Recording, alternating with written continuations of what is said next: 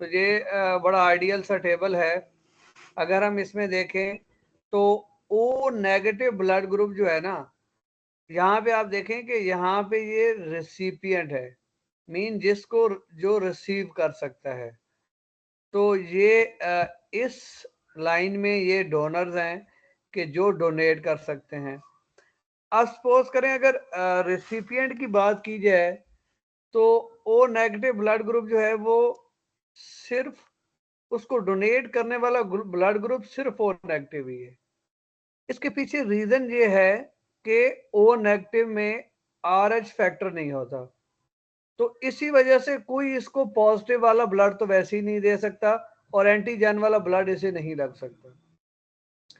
अगर हम इस केस में देखें कि ओ नेगेटिव को तो सिर्फ ओ नेगेटिव ही दे सकता है।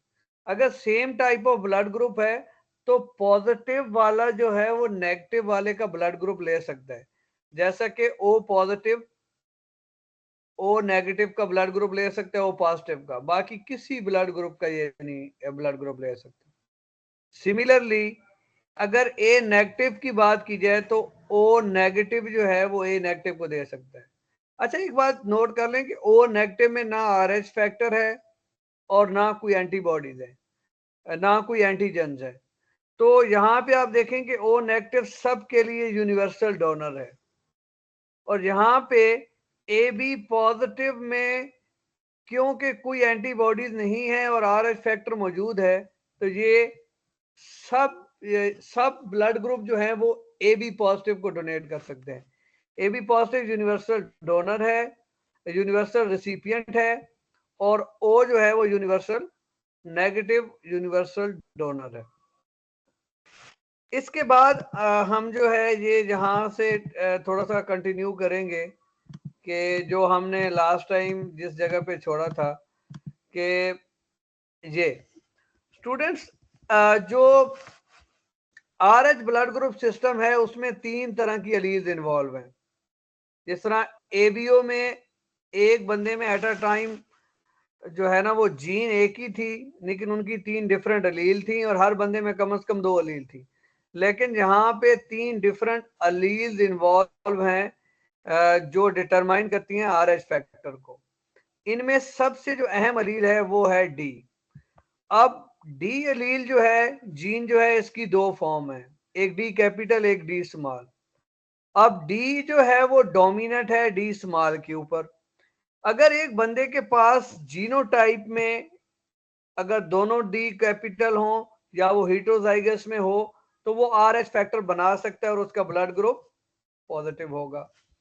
लेकिन अगर किसी बंदे में दोनों डी स्मॉल आ जाए तो वो आरएच नेगेटिव होगा, क्योंकि वो आरएच जो है वो फैक्टर नहीं बना सकता। यहाँ पे एक बात सुन लें कि जो हमारे पास एंटीबॉडीज ए एंटीबॉडीज बी थी वो नेचुरली एग्जिस्ट करती हैं, लेकिन अगर एक बंदे का ब्लड ग्रुप आरएच पॉजिटिव है तो आरएच आरएच क्योंकि नेगेटिव का तो एंटीजन होता ही नहीं है तो उसमें, और दूसरा अगर किसी बंदे के पास आरएच नेगेटिव है तो उसमें कोई एंटीबॉडीज नहीं होंगी। लेकिन अगर हमने उसके अंदर पॉजिटिव ब्लड ग्रुप दे दिया नेगेटिव वाले बंदे को तो वो क्या करेगा, वो आरएच फैक्टर के खिलाफ एंटीबॉडीज बना देगा और जिसकी वजह से वो एग्लूटिनेशन रिएक्शन की वजह से वो डाई हो सकता है। ये आपने याद रखनी है। ये एक इंटरेस्टिंग एग्जांपल है। एक आई थिंक आप समझ लें एक बीमारी है एरेथ्रोब्लास्टोसिस फीटलिस। स्टूडेंट्स ये बीमारी तब होगी जब एक माँ का ब्लड ग्रुप जो है वो नेगेटिव हो। जो फीमेल्स हैं उनका ब्लड ग्रुप जनरली पॉजिटिव होना चाहिए, नेगेटिव नहीं होना चाहिए।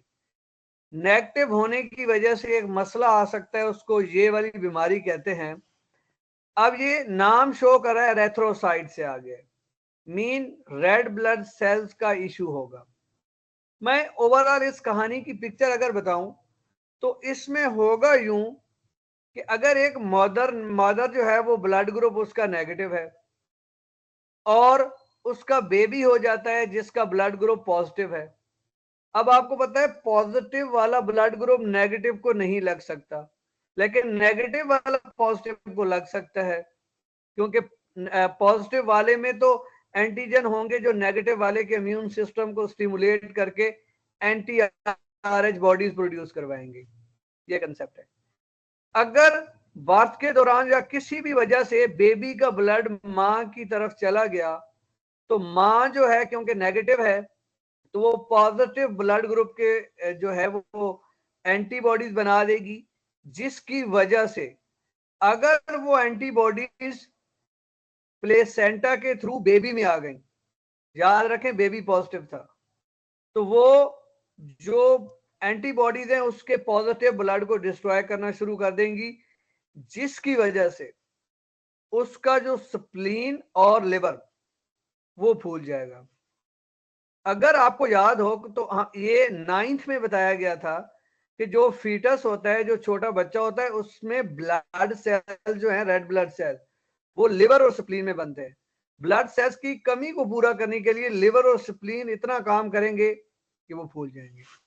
मैं थोड़ी सी इसकी रीडिंग भी कर देता हूं कि मैटरनल फीटल इनकम्पेटिबिलिटी रिजल्ट ये तब होगी जब RH negative women married to RH positive man, mean RH positive man से वो जो है वो उसने शादी कर ली और चाइल्ड जो है वो RH पॉजिटिव हो गया।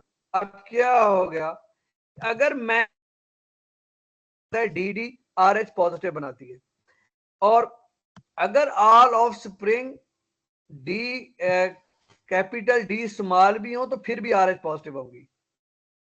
इफ दी मैं अगर, लेकिन आपको पता है ना, अगर दोनों डी कैपिटल हो फिर भी RH पॉजिटिव है, अगर एक डी कैपिटल एक डी स्मॉल हो तो फिर भी जो है ना वो क्या होगा, RH फैक्टर बनेगा। लेकिन अगर मैन जो है वो डी कैपिटल डी स्मॉल था, तो उसके आधे बच्चों का ब्लड ग्रुप होगा RH पॉजिटिव, आधों का RH नेगेटिव। अगर नेगेटिव है मां का ब्लड ग्रुप और बेबी का भी नेगेटिव है तो कोई इशू नहीं है। लेकिन if RBC of fetus mean बच्चे के आरबीसी प्लेसेंटल बैरियर को क्रॉस कर गया, प्लेसेंटा याद है वो कनेक्शन होता था बेबी का मदर के साथ जिससे वो खुराक लेता है, फूड लेता है, तो क्या होगा, मदर की ब्लड स्ट्रीम में एंटर हो जाएंगे, तो उसका नतीजा क्या लगेगा कि फीटल के जो RH एंटीजन है वो मां में एंटी RH बॉडीज बनवाएंगे, और अगर मदर की RH एंटीबॉडीज प्लेसेंटा के थ्रू सर्कुलेशन ऑफ फीटस में चली गई, मीन बच्चे के ब्लड में चली गई, तो वो हीमोलाइसिस, हीमोलाइसिस और लाइसिस होता है ब्रेक डाउन, हीमो होता है ब्लड, तो उसके बच्चे के ब्लड ग्रुप्स को या ब्लड सेल्स को डिस्ट्रॉय कर देंगी। और अगर ये डिस्ट्रक्शन कंटिन्यू हो जाए तो फीटस एनीमिक बन जाएगा, एनीमिया का पेशेंट बन जाएगा। अभी वो पैदा नहीं हुआ, क्यों? क्योंकि उसका ब्लड ग्रुप मां की तरफ से आने वाली एंटीबॉडीज की वजह से डिस्ट्रॉय हो गया है। अब ये डिस्ट्रक्शन होगी तो इसका नुकसान क्या होगा? इसका नुकसान है कि बच्चे में ब्लड की कमी होगी, जिसकी वजह से बच्चा जो है बहुत सारे इमेच्योर एरेथ्रोब्लास्ट प्रोड्यूस करेगा। अगर आपको याद हो तो मेच्योर सेल को हम एरेथ्रोसाइट कहते हैं और इमेच्योर को लिए हमने कहा था ब्लास्ट का लफ्ज। तो एरेथ्रोब्लास्ट प्रोड्यूस करेगा, जिसकी वजह से इसको कहते हैं हीमोलिटिक डिजीज को कहते हैं एरेथ्रोब्लास्टोसिस फीटलिस, मीन बहुत ज्यादा एरेथ्रोब्लास्ट पैदा हो रहे हैं क्योंकि बच्चे के रेड ब्लड सेल्स डिस्ट्रॉय हो गए उसकी कमी को पूरा करने के लिए।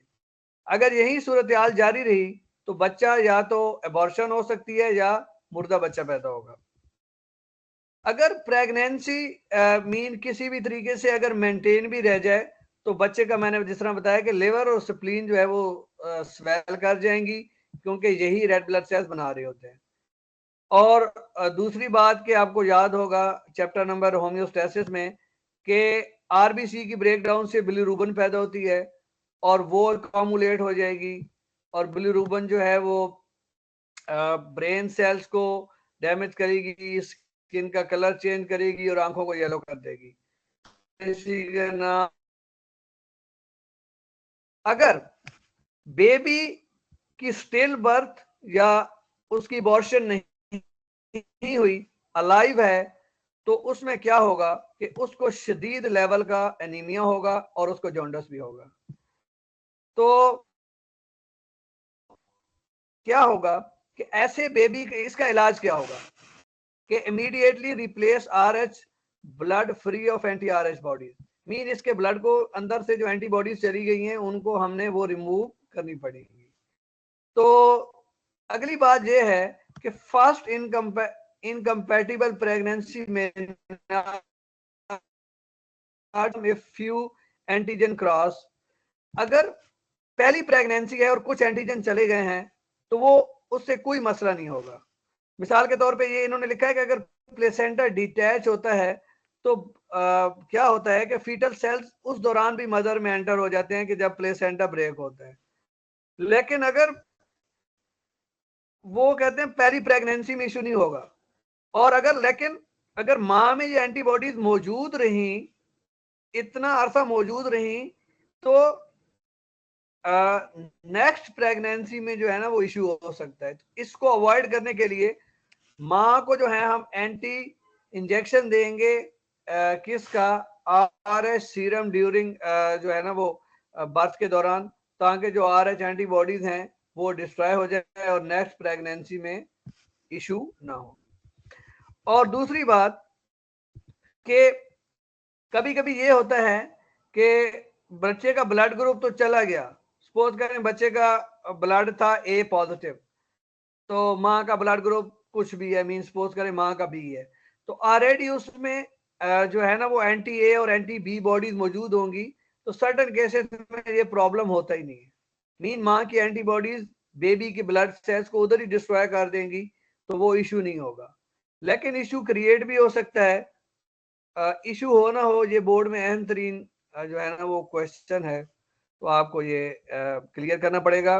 बोर्ड में अक्सर ये लॉन्ग क्वेश्चन में आ चुका है कि maternal fetal RH incompatibility, mean माँ का ब्लड ग्रुप कुछ है, बेटे का कुछ है, तो आरएच फैक्टर चला गया तो इसका नुकसान क्या होगा। तो ये एक अहम तरीन जो है ना वो चीज है। बाकी आरएच ब्लड ग्रुप और ये आपने टेबल अच्छी तरह देख लेना है, एक ओवरव्यू ही है कि आपको आइडिया हो। मिसाल के तौर पे बी नेगेटिव ओ नेगेटिव से ले सकता है क्योंकि ओ नेगेटिव यूनिवर्सल डोनर है, और बी नेगेटिव सिर्फ बी नेगेटिव से ले सकता है।